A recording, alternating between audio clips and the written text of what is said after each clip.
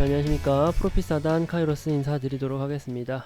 오늘도 테마를 알아야 수익이 보인다라는 주제를 가지고 찾아왔고요. 1시간이라는 짧은 시간 동안에 다양한 투자 아이디어 제공해 드리도록 하겠습니다. 지금 시장이 굉장히 어렵지만 지금 같을 때일수록 어떤 배에 탑승해서 우리가 같이 이 어려운 시국을 헤쳐나갈지를 진지하게 고민해야 되는 시점이라고 저는 생각을 하고 있고요. 그런 시점이다 보니까 더더욱이나 기본과 기초에 충실할 수 있는 그런 시간으로 제가 꾸며보도록 하겠습니다. 테마를 알아야 수익이 보인다라는 주제로 1시간 투자 아이디어 제공해 드리도록 하겠습니다. 자, 프로핏사단 카이로스가 가장 좋아하는 매매 방식, 이제는 저도 이제 방송을 좀 오래 하다 보니까 제가 좋아하는 매매 방식이 어떤 방식이다 라는 거에 대해서는 이제 아시는 분들은 다들 알고 계실 거예요. 그렇죠. 탑다운 방식의 매매를 굉장히 선호를 합니다. 탑다운 방식의 매매를 굉장히 선호하고 있습니다.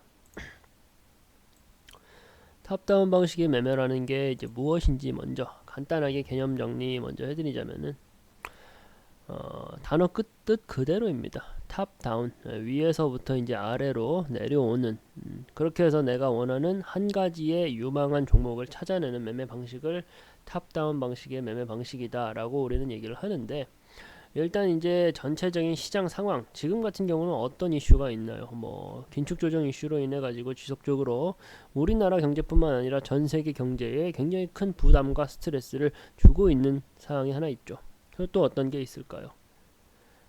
제조업의 지금 이제 생산 허브라고 얘기하는 중국이 봉쇄령을 통해 가지고 지금 공급망의 이슈가 굉장히 또 큰 문제로 다가오고 있습니다. 거기에다가 러시아 우크라이나 이제는 좀 끝나려나, 이제는 좀 잠잠해지려나, 진정되려나 하던 그 이슈가 지속적으로 우리 시장에 충격을 주고 있는 상황입니다. 그렇죠. 이렇듯 현재 시장 상황이 어떤지에 대해서 전반적인 상황, 요즘은 또 다른 큰 굵직한 이슈들 때문에 조금 묻혀있는 이슈이긴 하지만 환경정책이라든가 그리고 금리, 환율, 글로벌 경제 상황, 전반적인 시장 상황에 대해서 1차적으로 우리가 확인을 해야 될 것이고요. 그리고 그 다음에 내가 지금 이 시장 상황에서 어떤 산업과 어떤 테마에 집중을 해야겠다라는 미들 영역으로 내려갑니다. 미들 영역으로. 지금 이 시장에서 어떤 산업과 어떤 테마에서 우리가 투자의 아이디어가 나올 수 있을지를 추려내는 거죠. 위에서 아래로 내려오는 거고요. 그 산업과 그 테마 내에 있는 유망한 종목, 저평가, 우량한 종목을 찾아내보자 하는 게 바로 탑다운 방식의 매매 방식입니다. 그렇다 보니까 전체 시장에 대해서 우리가 살펴보고 내려왔죠. 그리고 이 시장 상황, 현재 시장 상황에서 어떤 산업과 어떤 테마가 유리할지에 대해서 살펴보고 그 안에서도 또 좋은 종목을 추려내는 방식이 탑다운 방식의 매매 방식이다 보니까 어때요? 기회가 더 많이 보일 수밖에 없습니다. 더 안정적으로. 중요한 단어죠. 안정적으로. 근데 이제 대부분의 사람들이 이 산업, 테마, 이 미들 영역에 대한 좀 구체적인 이해가 되어 있지 않으신 분들이 많이 있으세요. 그러다 보니까 특히나 제가 지금 이 시간에 강조해서 말씀드릴 부분은 이 가운데 영역, 산업과 테마라는 영역에 대해서 깔끔하게 좀 정리를 해드릴 거예요. 그리고 이제 이 짧은 시간 동안에 모든 산업과 전 테마를 제가 다뤄드리긴 어렵다 보니까 저희 하단에 있는 노란 톡방 들어오시면요, 반도체라든지 2차전지 뿐만 아니라 항상 우리가 눈여겨봐야 되는 산업과 테마가 있잖아요.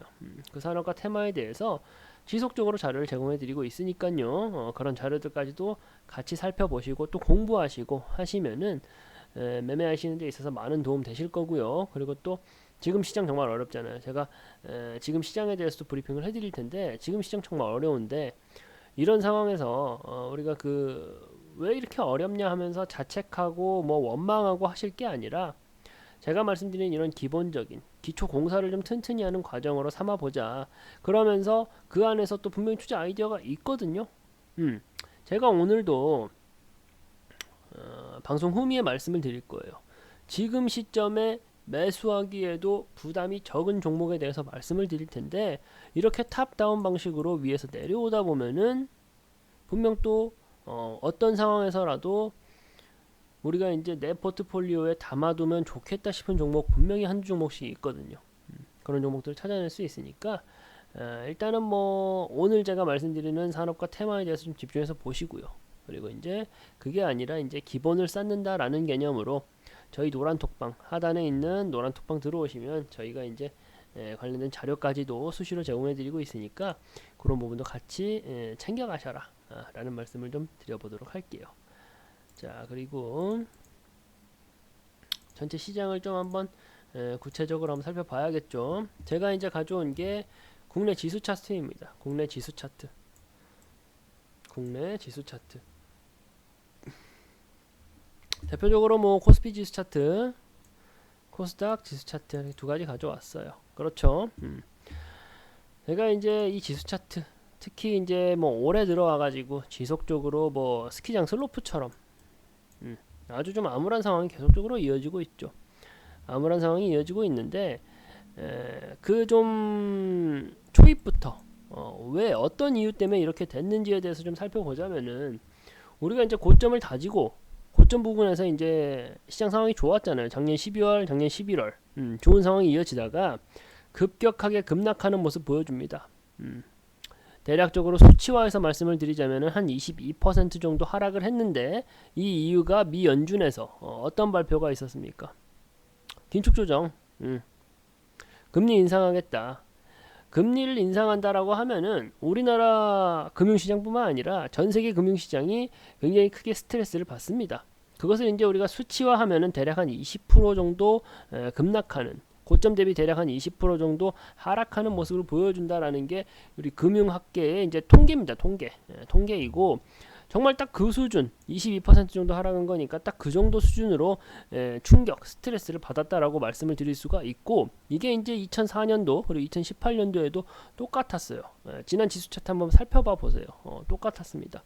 그런 이제 그 금리 인상기에 받는 충격을 딱 그대로 받았습니다. 딱 그대로 받고 이제는 뭐 반등하면서 다시 이제 고점을 향해서 달려가지 않겠느냐라는 기대가 있었지만 계속 무슨 일이 있었습니까?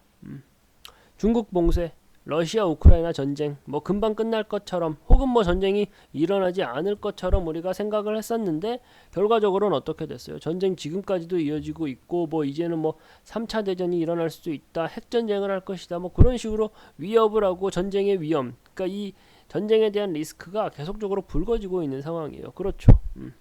그런 상황이다 보니까 지금 거의 또 다시 저점을 다시 다지려고 가고 있는 상황입니다. 개파락하면서 이런 상황 너무 어려운 상황이에요. 지금 상황에서는 사실 섣부르게 뭐 어떤 종목 매수해라 혹은 뭐 섣부른 대응조차도 좀 하는 게 아니다라고 조언을 드리고 싶습니다. 정말 말 그대로 너무 어려운 상황이 이어지고 있다라는 말씀을 드릴 수가 있을 것 같고 코스닥 지수도 마찬가지였죠. 지금 시장 상황 굉장히 어렵고 어지러워요. 근데 이제 전쟁 같은 경우는 이제 우리가 사실은 정확하게 예측할 수가 없잖아요. 전쟁 언제 끝날지 아시는 분 없으시죠? 그런 분은 방송을 보고 계시면 안 돼요. 노벨상을 받으러 가셔야지. 그렇게 이제 우리가 예측할 수 없는 변수들이 많은 게 주식시장이고 뭐 우리 이제 세상이다 보니까 그런 부분들을 좀 감안하고 매매할 수 있는 혹은 해칭하면서 매매할 수 있는 부분에 대해서도 같이 좀 고민을 하셔야 되세요. 예를 들자면 저희 LIG 넥스원이라는 종목 같은 경우는 지금 오늘장도 힘들어도 오늘장도 올라갔어요. 지금 대략 이제 우리가 매수했던 타점 대비해서 30% 이상 상승하는 모습 보여주고 있고요. 저희 프로핏사단에서 노란톡방에서 말씀드렸던 종목이죠. 계속 올라가고 있습니다. 지금 같은 장에서 LIG 넥스원 같은 종목 우리가 언제 매수했냐? 얼마 안 됐어요. 매수한지 매수 타점 잡아드린지 얼마 안 됐습니다. 자, 그런 종목들 시장이 아무리 급락을 하고 아무리 떨어져도요 그 시장에 맞춰 대응할 수 있는 종목들이 분명히 있습니다. 또 제가 오늘 가져온 종목도 그런 종목을 가져왔으니까 일단 살펴보시는데 시장 점검 말 그대로 지금 시장 어렵다, 너무 어렵다, 너무 어렵고 안 좋은 이슈들이 지속적으로 나오고 있는 상황이다. 그러니까 어떻게 하자, 섣부르게 대응하지 말자, 섭부르게 어떤 종목 매수하지 말자 라는 말씀을 드리면서 좀 정리를 해보도록 할게요. 정리를 해보도록 하고 굵직한 뉴스들 좀 살펴볼게요. 굵직한 뉴스들. 코스피 미국. 자, 코스피 미국 이제 악재의 대략 한 1% 정도 하락 마감했다. 2630선까지 후퇴했다. 2500 후반선까지도 지금 저가가 갱신이 되었었는데 2600선은 계속 지켜내고 있는 상황이었거든요. 그런데 이제 2630선까지 후퇴를 했다. 아직 이렇게 단언하기는 어려운데 지금 뭐 수급적인 상황을 놓고 봐도 그렇고요. 아직 국내 시장이 이렇게까지 매력도가 떨어지는 시장이 아니라고 저는 생각을 하고 있어요. 그렇다 보니까 2600선은 아마 지킬 거라고 생각은 드는데 지금 시장에서는 좀 관망을 하자. 앞서서 제가 강조해 드렸다시피 좀 관망을 하고 지금 시장에서 우리가 좀 차분하게 대응을 하자. 막 어떤 종목 나왔다고 막 매수하지 말고 지금 뭐 가격 떨어졌다고 떨어지는 칼날 그거 쉽게 잡는 거 아닙니다. 그렇게 하지 말고 좀 차분하게 볼 필요가 있다라는 말씀을 좀 드리고 싶고요. 불안불안한 이제 베이징 중국 봉쇄령 관련된 기사죠. 반짝 좀 반등하는 모습 보여줬지만 중국 증시도 뭐 갈 수가 없죠. 중국 뭐 우리나라 중국뿐만 아닙니다. 지금 미증시 무너지고 나서 전 세계 금융시장 자체가 좀 많이 어려운 상황이다라고 인식을 하시면 될 것 같고요. 세계 경제 둔화 공포에 나스닥 미국의 이제 그 대형 핀테크 기업들이 기술주 중심의 나스닥이죠. 4% 정도 급락을 했고 그 중에서도 뭐 대표적인 주식이라고 얘기할 수 있는 테슬라도 굉장히 크게 무너지는 모습을 보여줬다라는 기사고요. 뭐 테슬라 무너지고 나스닥 무너지면 어떻게 돼요? 연쇄적으로 당연히 우리 코스닥 시장 무너지고 그리고 코스닥에 있는 뭐 2차전지라든가 뭐 기술주들 다 안 좋은 거죠. 당연한 겁니다. 당연하게 받아들이셔야 되세요. 왜 뭐 9시 장 딱 열리고 나서 왜 내 종목 떨어지냐 이게 아니고요.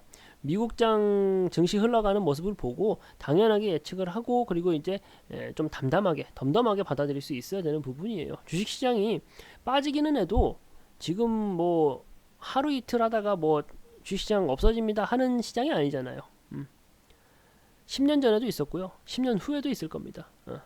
주식시장 그런 곳이다 보니까 조금은 의연하고 담담하게 시장을 바라볼 수 있어야 돼요. 저희 노란톡방 들어오시면은 전일 다들 주무실 테니까 전일 이제 미증시가 어떻게 흘러갔는지에 대해서 말씀을 드리잖아요. 시장 열리기 전에 그런 정보들 제공해 드리면서 어느 정도의 가이드를 제공해 드리고 물론 뭐 틀리는 경우도 있지만 대부분 맞아 떨어지잖아요. 왜? 그렇게 흘러가니까 금융시장이라는 게 그렇게 흘러가니까 무슨 말씀이신지 아시겠죠? 그리고 이제 뭐 러시아 외무부에서 이제 뭐 전쟁 계속 위협을 강화하고 있죠. 핵전쟁과 뭐 3차 세계대전 위험도 실제한다, 심각하다라고 하면서 계속 그 위험을 부추기고 있는 상황입니다. 긴장이 계속 고조되고 있는 상황이에요. 그런 상황이다라는 것을 알고 계셔야 되시고 그리고 이제 우크라이나 전쟁으로 석탄 거꾸로 가는 탄소 중립 지금 뭐 사실 전쟁 이슈가 없었을 때는 환경 문제가 가장 또 전 세계적인 이슈가 관심몰이가 되었던 게 환경 문제였고 탄소 중립 문제였는데 지금 조금 더 이제 그 눈앞에 닥쳐 있는 문제들이 좀 보이다 보니까 조금은 소외받고 있어요. 이런 데서도 분명 기회가 될 수가 있겠죠. 제가 지난주에 에너지 관련된 종목들 가져왔던 이유가 거기에 있습니다. 뭐 어쨌든 탄소 중립 뭐 거꾸로 가고 있다. 석탄을 뭐 이제는 아예 사용하지 말자라는 논의까지 이루어지던 상황이었는데 지금 뭐 이제 석탄을 뭐 다시 쓸 수밖에 없는 에너지 대란이 일어나 버렸으니까 뭐 그런 상황에 놓여 있는 상황이다라는 기사고요. 그리고 경제 둔화 공포에 국내 증시도 하락했다. 당연했죠. 환율이 굉장히 크게 치솟고 있죠. 다 안 좋은 뉴스들이에요. 그리고 이제 미국 금리 인상하겠다라고 했죠. 미국 금리 엎친데 중국이 이제 봉쇄령을 더더욱 강화하고 있다라는 말이고요. 그러면서 이제 치솟는 달러 환율이 저거 급등하고 있죠. 그러면서 물가 인플레이션 비상까지 걸리고 있는 상황이다. 한마디로 아주 안 좋다라는 기사죠. 그리고 이제 러시아발 전쟁, 중국발 봉쇄, 우울한 한국 기업. 제조업 전망치가 이제 19개월 만에 최저치를 기록하고 있다라는 기사입니다. 정말 안 좋아요. 제가 어떤 종목을 어떻게 추려왔는지 궁금해하실 것 같아요. 그만큼 시장 상황이 너무 안 좋다. 나홀로 추락, 삼성전자 정말 이것 때문에 지금 힘들어하시는 분들 많으시죠. 지금 방송 시청하는 시청자분들께서도 그러실 것 같은데 삼성전자 이제 6만 전자 탈출 환율에 달렸다. 삼전이 지금 이제 52주 신저가 또 갱신하고 있죠. 정말 상황 안 좋습니다. 뭐 10만 전자, 뭐 11만 전자 갈 거다 했던 증권사 사람들이 이거 반성해야 돼요. 반성해야 돼요. 미국 이제 빅테크 급락에 이제 성장주가 휘청했다. 성장주가 휘청했고 네이버 대표적인 그 IT 공용 주식이죠. 네이버 사흘째 신저가 기록하고 있다. 코스피 코스닥 이제 동반해서 1%대 하락하고 있고 슬픈 얘기입니다. 개인이 나홀로 사자세를 형성하고 있다. 외인 기관 외기세가 다 이제 팔자세죠.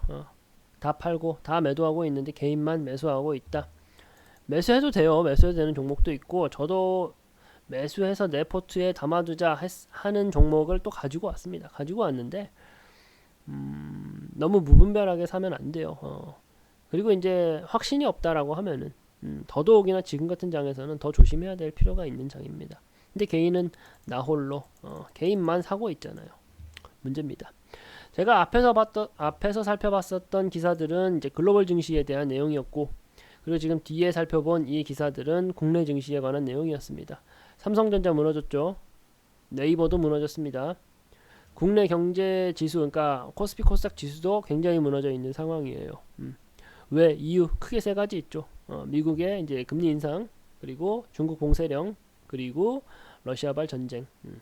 크게 세 가지 문제로 인해 가지고 전 세계 글로벌 경제가 좋지 않다. 우리나라 우리 금융 시장 역시도 굉장히 어려운 상황이다 라는 말씀을 드리고 싶고요.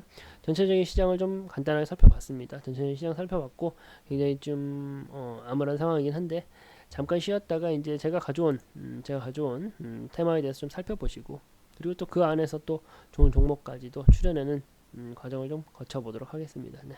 잠깐 쉬었다 다시 오도록 하겠습니다.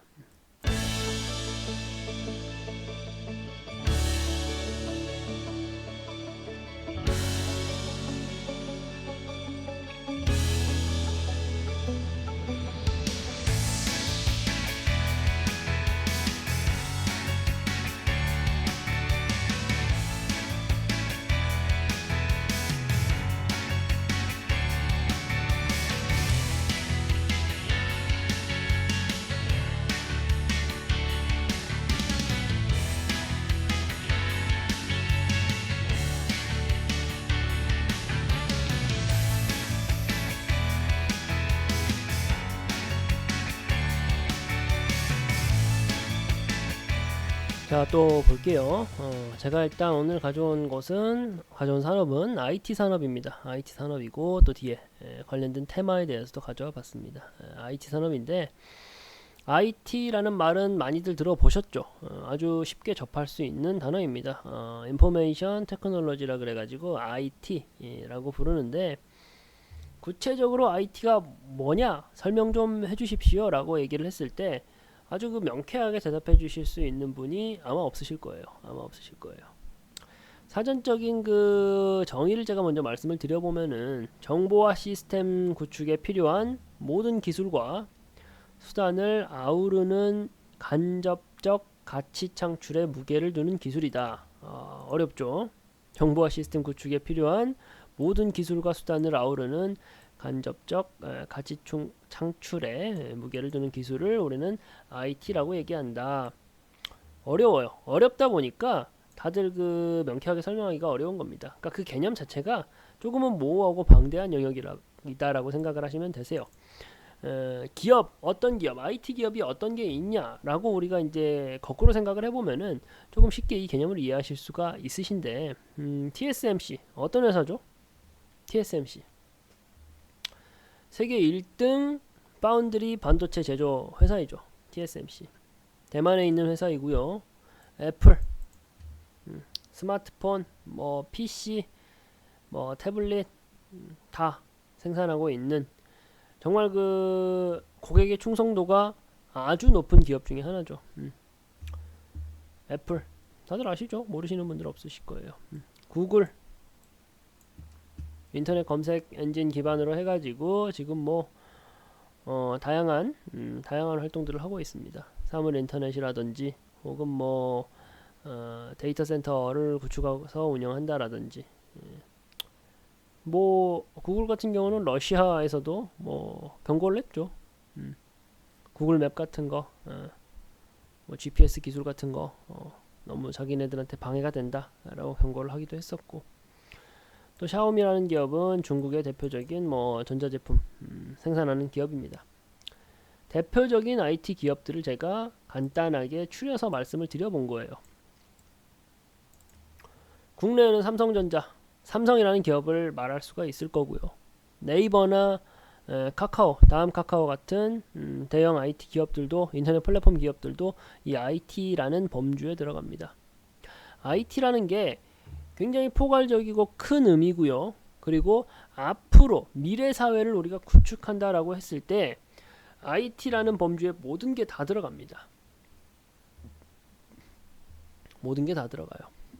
나스닥 지수 같은 경우가, 미국의 나스닥 지수 같은 경우가 기술주 중심의 나스닥 지수라고 얘기를 하잖아요. 이 기술주들이 거의 대부분이 이 IT라는 범주에 들어갑니다. IT라는 것은, IT 산업이라는 것은 굉장히 넓고 포괄적인 의미예요. 무슨 말씀이신지 아시겠죠? IT라는 것은 굉장히 포괄적이고 넓은 개념이다. 그것을 이제 산업의 영역에 빗대어 본다라고 했을 때 반도체 산업, 앞에서 제가 대만의 TSMC라는 기업을 통해서 말씀드렸죠. 반도체 산업도 여기 IT라는 범주에 들어갑니다. 반도체 산업도 여기 IT라는 범주에 들어가요. 2차전지, 전기차, 테슬라 뜨겁죠. 2차전지 산업도 IT라는 영역에 들어갑니다. 그렇다 보니까 예전에는 자동차 산업이 말 그대로 자동차 산업이었는데 지금은 어떻게 얘기를 하죠? 움직이는 대형 컴퓨터라는 얘기가 있죠. 2차전지 산업 또한 이 IT라는 범주에 들어갑니다.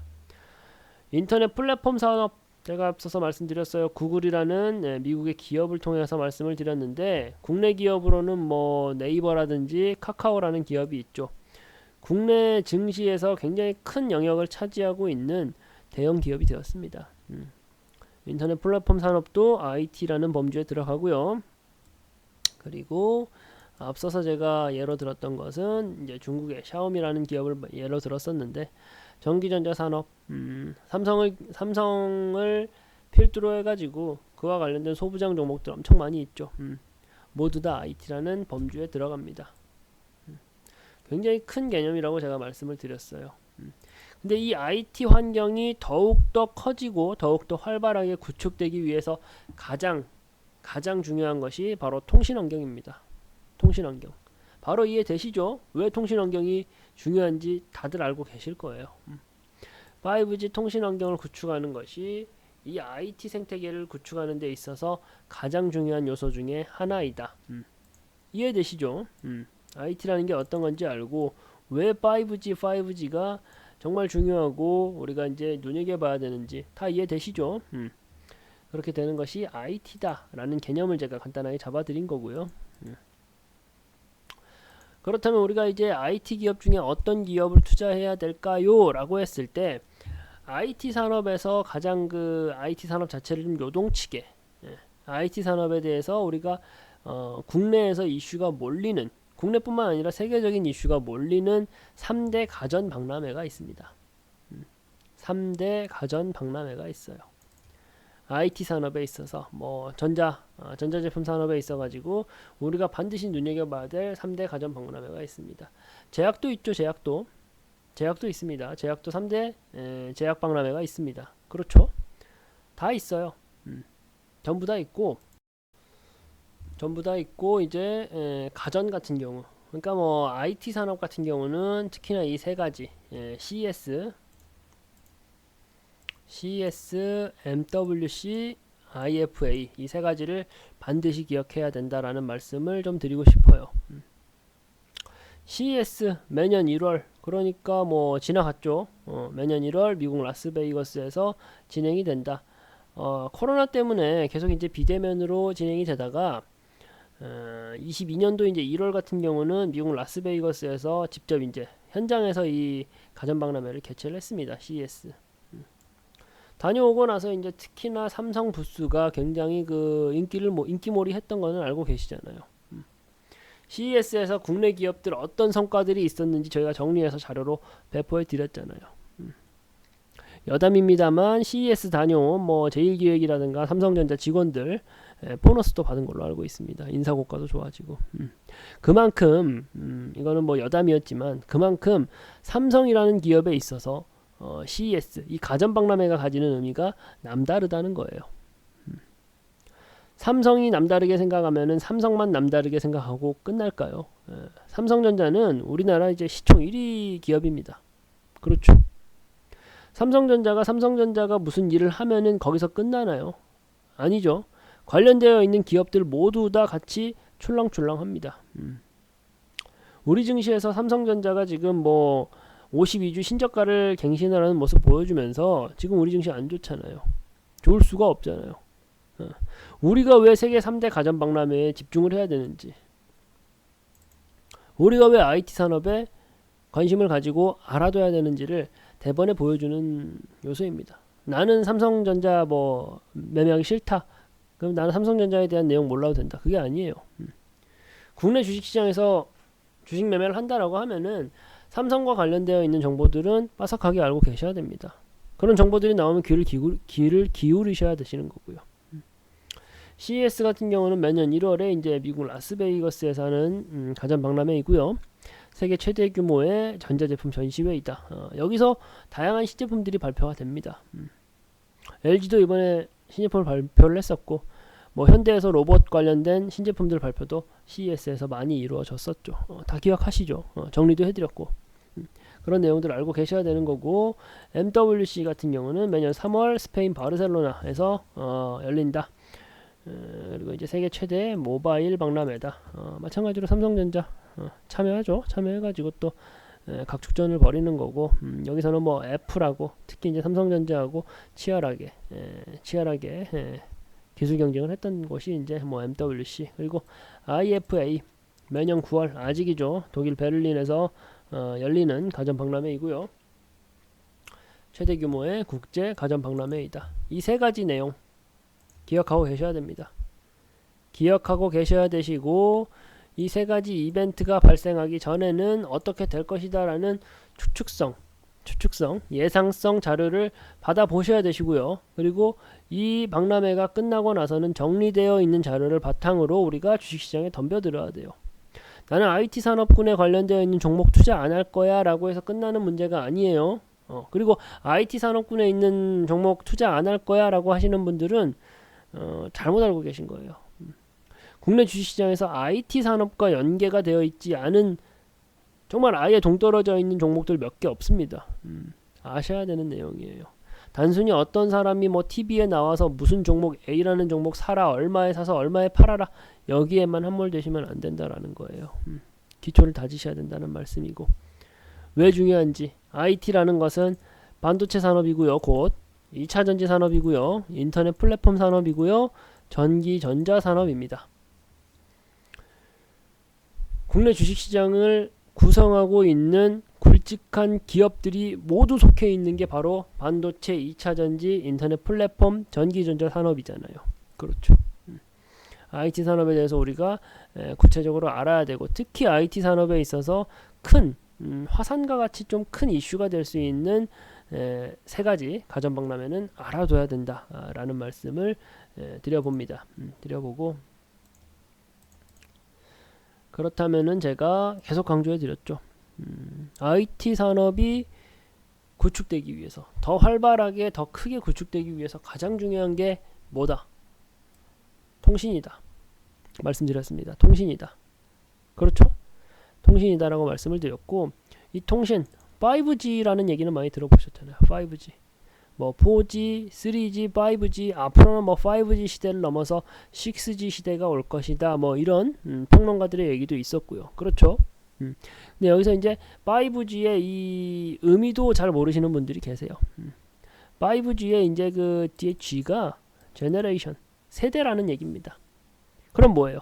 5번째 세대, 5세대, 1G, 1세대 통신 환경 시스템을 원G 1984년도에 말 그대로 이 원G 1세대 통신 시스템이 구축이 됐었고요. 그때 당시에는 음성 서비스, 그러니까 쉽게 말해서 우리 전화만 됐었다라고 생각을 하시면 되세요. 2G 두 번째 세대죠. 두 번째 통신 세대라고 생각하시면 되세요. 2G는 96년도부터 시작이 됐고요. SMS 문자 서비스가 같이 진행이 됐던 게 2G입니다. 그러면서 이제 3G 2002년도에 이제 시작이 됐고 사진하고 동영상 송수신이 가능해졌습니다. 이때부터는 우리가 뭐 보통 뭐 인터넷 혁명기다라고 얘기하죠. 이때 태동한 기업들이 뭐 네이버나 카카오나 그런 기업들이에요. 얼마 되지 않았어요. 4G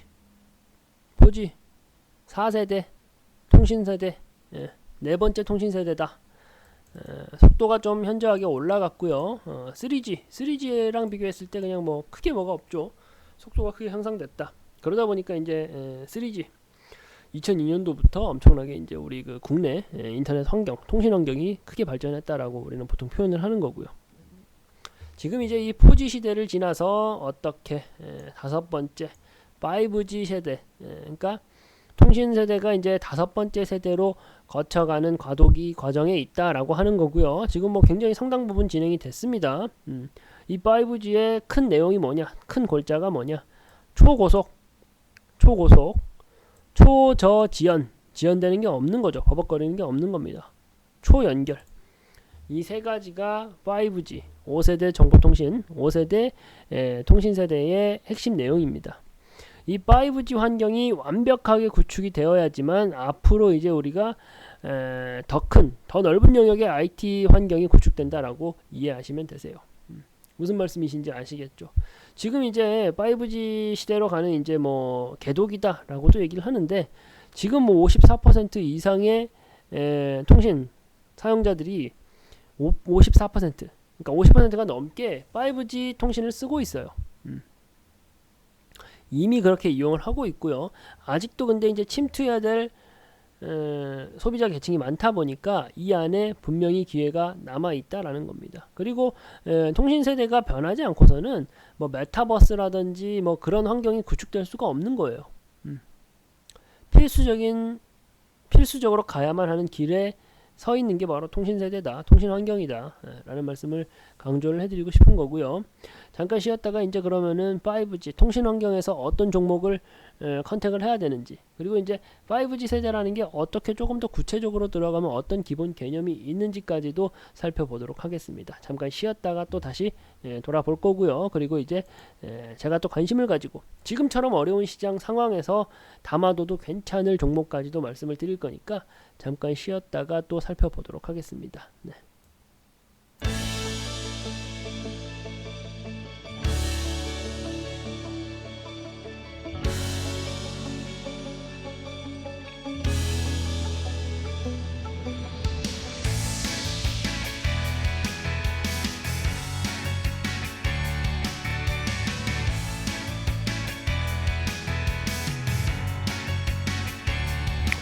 자, 통신망 구조 먼저 좀 한번 살펴보도록 할게요. 통신망이라는 게 어떻게 구조화가 되어 있고 5G 이동통신, 5세대 이동통신이 왜 우리가 이제 주목해서 봐야 되는지에 대해서 이 통신망 구조에 대해서 설명을 해드리면서 같이 설명을 해드리도록 할게요.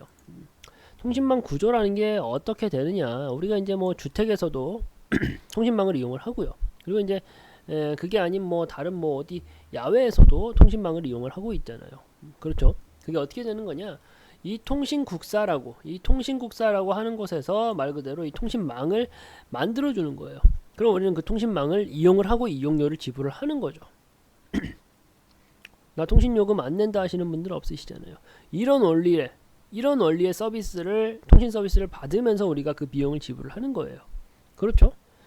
통신국사에서 이제 뭐 주택으로 이 통신망을 쏴주기도 하고, 그리고 이제 뭐 기지국이라던가 뭐 중계기, 스몰셀을 통해 가지고 통신망을 구축하기도 하는 겁니다. 그러면 이제 1G, 2G, 3G, 4G, 5G까지 왔는데 단순히 이제 뭐 구두로 이제 야 이제 5G 통신망 보내자 이게 아니겠죠. 5G 통신망 구조를 설치를 하는 겁니다. 5G 통신망을 구축을 하는 거죠. 쉽게 말해가지고. 그러면 이제 그 통신사들이 크게 비용이 듭니다. 언제? 세대가 바뀔 때. 4G에서 5G로 넘어올 때 5G 이동통신망을 크게 구축을 해야 되잖아요. 그럴 때 비용이 굉장히 많이 듭니다. 비용이 굉장히 많이 들어가고 그 비용을 어떻게 회수하냐. 몇 개, 특히 이동 3사라고 하죠. 이동 3사. 세계의 통신사에서 우리 그 국민들이 통신요금을 지불하다 보니까 한번 5G 통신망을 크게 구축을 해놓으면 그 뒤로 큰 비용이 들어갈 게 없이 지속적인 꾸준한 수익이 발생을 하는 겁니다. 이해되시죠? 나 어려워졌다고 뭐 비싼 사치품은 안 살지언정 통신요금을 줄이진 않잖아요. 그렇죠? 코로나 때문에 힘들었다고 뭐 핸드폰 요금 뭐 3만원 내던 걸 2만원 만원으로 줄이고 그러신 분들 거의 없으시잖아요. 그러다 보니까 지금 같은 시점에 더더욱이나 우리가 통신 관련주를 주목해서 볼 필요가 있다라는 거예요. 경기가 어려워지고 있는데 이 어려워지는 경기 속에서 경기를 좀 방어할 수 있는 역할을 하는 게 통신주가 될 수 있다라는 말씀을 제가 드리는 거예요. 무슨 말씀이신지 아시겠죠? 그래서 지금 이 통신 5G를 오늘 날짜로 제가 설명을 해드리는 거예요. 그러면 뭐 당연하게 통신국사에서 이제 그 예를 들어서 5G 통신망을 여러 이제 사람들이 제공하기 위해서 통신망을 제가 구축을 한다라고 했잖아요. 그 구축 과정에서 뭐 기지국, 중계기, 스몰셀 이런 거를 뭐 전주라던가 뭐 밑에 광케이블을 까는 관련된 업체들이 있을 거 아니에요. 소부장 업체들이. 근데 이제 통신망 관련해 가지고 관련된 업체들은 좀 이름이 어려운 경우가 많이 있습니다. 바로바로 들어오지 않는 경우가 많이 있어요. 뭐 나무기술이라든지 뭐 PPI, 기가레인 바로바로 들어오지 않잖아요. 그렇죠. 뭐 한미반도체 이러면 바로 우리가 이해할 수 있는데 뭐 기가레인, PPI 어렵단 말이에요. 어렵고 또 좀 스몰캡 작은 종목들이 많이 있어요. 그러다 보니까 더더욱이나 우리가 지금 같은 시점에서 우리 통신주를 살펴본다라는 것은 아주 좋아요. 아주 좋은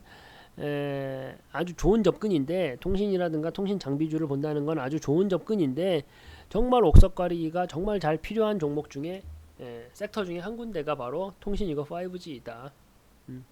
어떤 종목 볼지에 대해서 당연히 말씀을 드릴 텐데 5G에 대해서는 조금 더 그런 부분은 주의할 필요가 있다라는 말씀을 좀 드리고요. 통신 세대의 이제 변천사 앞에서 설명해 드렸던 부분이에요. 5G는 이제 2018년부터 시작이 돼가지고 초고속, 초연결, 초저지연을 목적으로 두고 가고 있는 5세대 통신 세대이다. 그런데 이제 다시 말씀을 드리면 통신 이 5G 관련된 기업들 특히 이제 통신사 이동통신 3사가 세대가 바뀔 때마다 크게 이제 통신망을 구축하는 과정에서 비용이 많이 들고 그 후로는 꾸준한 캐시카우를 통해 가지고 사업 성적을 실적을 개선해 나가고 있다. 그게 바로 우리 그 통신회사의 수익 구조이다. 수익 구조이다. 그 부분까지 체크를 하셔야 되십니다. 네, 아시겠죠? 자, 아시겠죠? 그렇다면 5G 환경이 구축되면 어떻게 되는지 다시 한번 짚어보고 갈게요. 5G 초고속, 초저지연, 초연결 이젠 다 외우셨죠?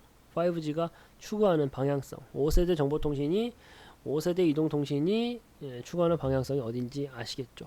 그러면은 이 5G 환경이 제대로 구축되었다라고 했을 때 우리 다른 산업과의 연계가 어떻게 되는지 좀 살펴본다면 먼저 자율주행 우리의 손과 발을 이용하지 않고서 자동차가 운전을 하는 거예요. 뭐 카메라라던가 뭐 에이다스라는 뭐 신기술을 통해 가지고 하는 건데 말 그대로 자동차가 하나의 큰 IT 산물이 되는 거죠. 그렇다라고 했을 때는 이 이동통신 기술, 통신 기술이 얼마나 중요하겠어요. 그렇죠? 실시간으로 아주 빠르게 정보를 받아내야 될 것이고, 버벅거리고 해서는 안 되겠죠. 도로에서 초저지연의 환경이 완성이 돼야 되는 거고, 초연결 바로바로 대응할 수 있는 환경이 만들어져야 됩니다. 자율주행차가 앞으로 우리 도로 위에서 편하게 달리기 위해서는 현대차, 우리나라 뭐 삼성전자하고 현대차가 끌어간다 라고 할 때 그 현대차, 기아 자율주행을 하기 위해서 어떤 게 먼저 선행되어야 된다. 5G 기술. 메타버스, 이 메타버스라는 옷을 입으면 어때요? 주가들이 날아가죠. 그렇죠. 페이스북이라는 기업은 기업의 사명을 메타로 바꿨어요. 왜? 메타버스의 세상이 올 거니까 앞으로. 페이스북이라는 기업, 지금은 메타라고 불러야죠. 이 메타라는 기업이 삼성전자보다도 더 큽니다. 시가총액이 더 큰 회사예요. 회사 이름을 삼성전자가 쉽게 말해서 메타버스로 이름을 바꾼 거예요. 왜 그렇게 했을까요? 앞으로 다가올 저명한 미래사회의 모습이니까. 근데 이 메타버스라는 시대가, 이 메타버스가 온전히 구축되기 위해서 필요한 게 뭐다? 5G다. 5G다. 스마트 팩토리, 스마트 시티, 뭐 다 알죠? 스마트 공장, 스마트 뭐 도시. 뭐가 필요하다? 5G. 통신 환경이 개선이 돼야 된다. 통신 환경이 더 선행적으로 구축이 돼야 된다. 로봇. 뜨겁죠? 메타버스랑 같이. 뭐다? 5G다. 초고속, 초저지연, 초연결. 근데 제가 설명해 드렸죠. 5G 왜 중요해요? 지금 시점에서. 나 이동통신 요금 지금 뭐 가계경제가 어렵다고 줄입니까? 안 줄인다고요. 통신 3사라고 부르는 회사들 지금 실적 발표 시즌이고 해가지고 실적 어떻게 나오고 있어요? 다 직전 분기보다 훨씬 좋은 실적, 호실적 내면서 좋은 모습 보여주고 있잖아요. 실적 발표로 기업이 보여줄 수 있는 가장 좋은 성적표가 뭐예요? 매 분기 발표하는 분기마다 실적표잖아요. 실적 발표. 좋게 나오고 있다고요. 시장은 이렇게 안 좋고 어려운데. 무슨 말씀이신지 아시겠죠? IT랑 곧바로 이어집니다. IT는 곧 뭐다? 반도체 산업이고 인터넷 플랫폼 산업이고 2차전지 산업이고 전기전자 산업이다. IT란 곧 뭐다? 우리 경제다. 앞으로 미래 경제고 현재의 우리 주식시장을 지탱하고 있는 굵직한 기업들이 다 속해 있는 게 결국은 어떻게 보면 우리가 어떻게? IT 기업이다라고 말을 할 수가 있는 거예요.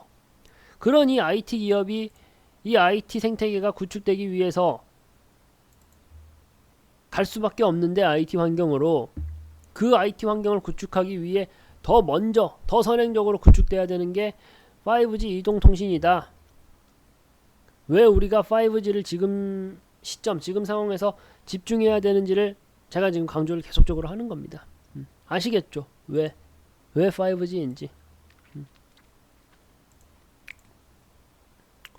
자, 제가 옥석 가리기가 정말 중요한 산업군이다라고 했어요. 통신 사업자, 통신 3사라고 부르는 SK텔레콤, KT, LGU+. 다 알아요. 내가 SK텔레콤 이용하는데 KT 이용하니까 KT, LGU+ 모른다 하시는 분 없어요. 거꾸로 내가 KT 하다 보니까 SK나 LGU+ 모른다 하시는 분 없습니다. 다 알아요. 근데 통신 장비 회사들 어려워요. 이름도 어렵고 바로바로 머릿속에 들어오지도 않아요. 그리고 스몰캡 종목들 많습니다. 이상한 데 가가지고 통신 장비 회사 매수했다 그런 말씀하시면 정말 위험해요. 그게 바로 통신 장비 회사입니다. 종목 옥석 가리기가 특히나 더더욱이나 중요한 산업군이 바로 여기 통신산업. 지금은 뭐다? 5G 통신산업 중요하다 라는 말씀을 제가 오늘 하루 내내 강조해 드리고 있는 거예요. 오늘 하루 내내 강조해 드리고 있고, 이 통신산업에서 어떻다? 우리가 지금 시점, 이 어려운 시점에서 봐야 되는 종목이 들어있다라는 거고, 제가 그 종목을 말씀을 드릴 거예요. 지금 굵직한 뉴스가 하나 나왔죠. 인수위에서 통신비 인하를 검토하겠다. 5G 중저가 요금제 신설을 추진하겠다. 공약사항 이행하는 거죠. 통신비 인하 검토한다. 그러면은 우리 5G 통신회사들 입장에서는 좋은 소식일까요? 나쁜 소식일까요? 통신비 인하 당연히 좋지 않은 이슈입니다. 그렇죠? 기업 입장에서 팔아야 되는 재화의 가격이 높아지면 높아질수록 좋은 거예요. 당연한 거잖아요. 이번에 테슬라도 전기차 가격 올리겠다라고 발표했잖아요. 원자재 가격 상승을 이유로. 그럼 테슬라 주가는 해당 이슈에 대해서는 어떻게 반응해야 돼요? 올라가야 되는 거예요. 네. 통신비 인하를 검토했고 5G 이제 중저가 요금제 신설될 것이다 라는 이 기사를 보고 그러면 우리는 통신 관련주 다 팔아야 할까요? 아니죠. 아닙니다. 아니니까 제가 이 종목을 가져왔겠죠. 이 종목 같은 경우가 통신 3사 중에 하나예요. 통신 3사 중에 하나고 제가 이제 저희 노란톡방 들어오면은 구체적으로 이제 뭐 종목명도 말씀을 드릴 거고요. 그리고 어떻게 대응해야 되는지도 같이 논의할 거예요. 논의할 텐데 왜 지금 뭐 요금제를 지금 인하한다라고 하는데 통신비를 인하한다라고 하는데 왜 이 종목에 덤벼드냐? 일단은 앞에서 말씀드렸다시피 실적 좋았습니다. 실적 좋았고요. 배당도 나와요. 배당도 나오는 종목이에요. 배당 이슈도 있는 종목이고 그리고 아직 제가 말씀드렸다시피 5G 이용자 수가 많지가 않아요. 통신비 인하로 통해 가지고 오히려 5G 이용자의 수가 늘어날 것이다. 침투율이 더 좋아질 것이다 라는 통계 결과가 있다 보니까 그렇게 따라가다 보면은 이게 그렇게 악재 소스만은 아니라는 거예요. 실제로 증권사 리포트만 보아도 지금 뭐 바이 의견이 훨씬 더 많습니다. 그렇죠. 거기에 더해 가지고 또 살펴볼 게 수급입니다. 지금 같은 시장 상황에서 외인이 1,400억 정도를 조용히 야금야금 매집하고 있는 종목이에요. 기관의 매집세도 지금 늘어나고 있는 종목입니다. 기관의 매집세가 늘어나고 있는 부분도 우리가 좀 주목해서 봐야 될 게 최근 일주일 사이에 기관의 수급이 들어오고 있어요. 고래 등에 올라타서 매매를 해야죠. 통신이라는 건 대표적인 경기 방어주라고 제가 말씀을 드렸어요. 지금 시점에서 불나방처럼 뭐 무슨 종목 막 들어갈 거예요. 다른 종목들 아니에요. 그렇게 하시면 위험합니다. 통신 산업에 대해서 같이 살펴봤고 이 산업에서 어떤 종목 우리가 픽해서 내 포트폴리오에 안전하게 담아두면 좋을지에 대해서 제가 설명을 드렸고요.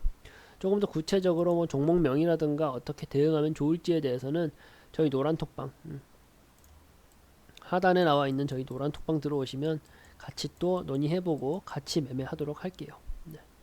일단 오늘은 이렇게 통신산업에 대해서 좀 살펴봤었고요. 저희 노란톡방 들어오시면은 다양한 동영상 강의 시리즈를 무료로 제공해드리고 있으니까 입장하셔가지고 다양한 투자 아이디어 받아가실 수 있는 여러 시청자분들 되셨으면 좋겠고요. 어려운 시장 계속 이어지고 있습니다. 사실상 이게 뭐 언제 며칠 날짜를 기점으로 강한 반등이 나올 것이다 라고 속단하기가 어려운 시장이 되고 있어요.